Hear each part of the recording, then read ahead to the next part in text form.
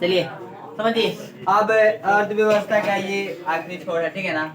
अर्थव्यवस्था की संरचना क्या है? संरचना एक बार तो हम बता दिए हैं, फिर से एक बार बताते हैं, कोई दिक्कत हल्ला नहीं कीजिएगा, ठीक है। अर्थव्यवस्था की संरचना को दो प्रकार से बांटा गया, सामाजिक संरचना और आर्थिक संरचना। देखिए सामाजिक संरचना हम बताएं कि आपको ये अप्रत्यक्ष रूप से हमारी क्या करती है? सहायता। क्या करती है? सहायता। तो इसीलिए लिखा जाता है कि ये हमारी अप्रत्यक्ष रूप से सहायता करती है। आप ऐसे लिख सकते हैं कि सामाजिक संरचना वह संरचना है जिसमें मनुष्य की अप्रत्यक्ष रूप से सहायता होती है। इसमें आता है शिक्षा। क्या आता है? शिक्षा, प्रशिक्षण, शिक्षा, प्रशिक्षण, शोध, स्वास्थ्य, शोध और स्वास्थ्य, परिवार कल्याण तथा आवास, परिवार कल्याण तथा आवास, ये सारी वस्तुएं कहाँ आती है? सामाजिक संरचना में। इसमें हमारा मानसिक तथा शारीरिक विकास होता है। बताइए शिक्षा प्राप्त कीजिएगा तो किसका विकास होगा? मानसिक विकास होगा। और स्वास्थ्य आपका अच्छा रहेगा तो किसका विकास होगा? शारीरिक विकास होगा। कोई दिक्कत? अच्छा आपको पता चल गया ये अप्रत्यक्ष है तो ये क्या होगा? प्रत्यक्ष। आर्थिक संरचना जो है ये हमें प्रत्यक्ष रूप से मदद करती है। किस रूप से? प्रत्यक्ष रूप से। ये मनुष्य को प्रत्यक्ष रूप से सहायता प्रदान करती है और ये विकास के लिए बहुत महत्वपूर्ण है। जैसे मान लीजिए पैसा ना रहे तो आप घर बना सकते हैं?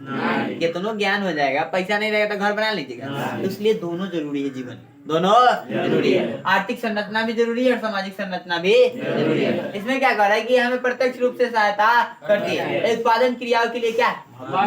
कोई भी चीज आप बनाने के लिए क्या है? बहुत महत्वपूर्ण है, क्योंकि आर्थिक ना होगा तो हम कुछ बना नहीं सकते।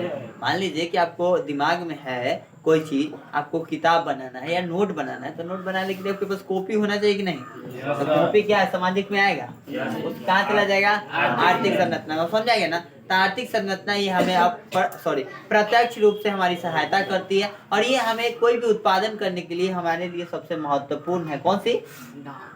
आर्थिक संरचना। इसमें आता है यातायात। क्या आता है? यातायात सुविधाएं तृतीय क्षेत्र में चला जाता है। समझाएगा ना? संचार, शक्ति, सिंचाई भी तो जरूरी है।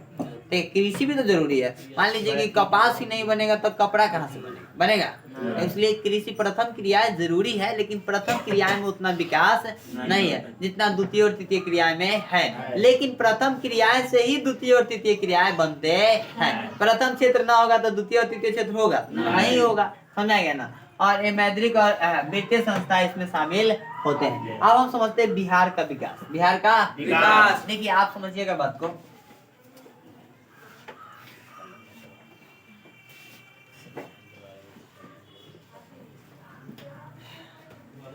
हमारा जो बिहार है, आप देखिएगा तो बिहार का नक्शा, चलिए हम लिखते हैं बिहार का विकास। ठीक है ना? दिख रहा है? नहीं दिख रहा है? दिख रहा है सर। बिहार का ठीक है। देखिए बिहार जो है पहले बंगाल में था। बंगाल से पहले इसका नाम था मगध। क्या नाम था? मगध। ये मतलब बंगाल में था।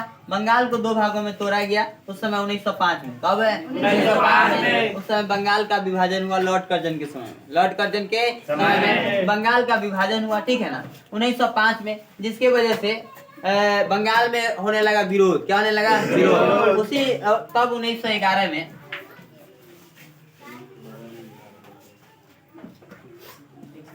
1911 में, ठीक है, इंग्लैंड के प्रधानमंत्री, उनका नाम था चार्ल्स प्रथम। चार्ल्स द्वितीय था। चार्ल्स द्वितीय था सर। चार्ल्स, हमको ये कंफ्यूज हो गया। चार्ल्स द्वितीय था ना? चार्ल्स द्वितीय कौन आए थे? 1911 में आया। उन्होंने 3 बातें बताई। कितने बातें? 3। पहला तो बताया कि बंगाल का जो विभाजन है उसे क्या कर दिया जाए? रद्द कर दिया जाए। क्या कर दिया जाए? रद्द कर दिया जाए। बंगाल से बिहार को क्या कर दिया जाए? अलग कर दिया जाए। क्या कर दिया जाए? अलग। और तीसरा जो बात उन्होंने बताया था वो बताया था कि राजधानी जो कोलकाता भारत की थी उस समय उसको क्या बनाया जाए? दिल्ली। क्या बनाया जाएगा? दिल्ली। किसको अलग किया जाए? बिहार को। किसको अलग किया जाए? बिहार को। ठीक है ना? और ये सब लागू किया गया 1912। कब लागू किया गया? 1912। हमारा बिहार का गठन कब हुआ? 1912। गठन लिख दे। गठन हुआ 1912 में। कोई दिक्कत? बिहार का गठन हुआ 1912 में। इसके बाद ना 15 नवंबर 2000 को 15 नवंबर बाद में लिख लेना। झारखंड 15 नवंबर 2000 को इससे टूट के एगो और राज्य बना झारखंड। हमारा एक कोयला का एक बहुत बड़ा क्षेत्र जो बिहार में था वो कहाँ चला गया? झारखंड में। कहाँ चला गया? झारखंड में। समझाइए ना, 2000 में झारखंड। उसके बाद बिहार का जो क्षेत्रफल बचा आपका, क्षेत्रफल 94,163 वर्ग किलोमीटर। वर्ग किलोमीटर। और यहाँ पे जो है 80% लोग जो है कृषि पे आधारित है। किस पे? हाँ, उद्योग के नाम पे सिर्फ यहाँ पे चलता है तो कुटीर उद्योग। क्या चलता है?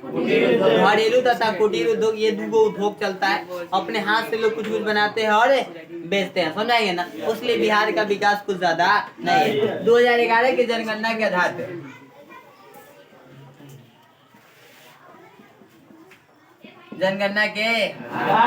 आधार पर बिहार की जनसंख्या कितना थी आप लोग जानते हैं? बिहार की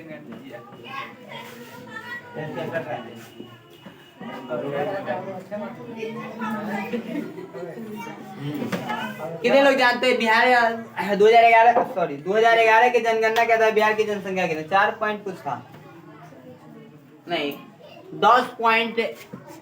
10.4 करोड़। कितना है? 10.4 करोड़। अभी कितना है? 14-15 करोड़ होगा। Yes sir. ठीक है ना। अभी 2021 जनगणना कितने साल पे होता है? 10 साल पे होता है। समझ ना, 81 में शुरू हुआ था, 1881 से शुरू हुआ, अभी तक चल रहा है। अब 2011 के बाद 2021 में हुआ था, अब 21 में हुआ। कब होगा? 21 में। समझाएंगे ना। ये है बिहार की जो 1912 में गठन हुआ, 2000 में टूट गया। इसका क्षेत्रफल इतना है।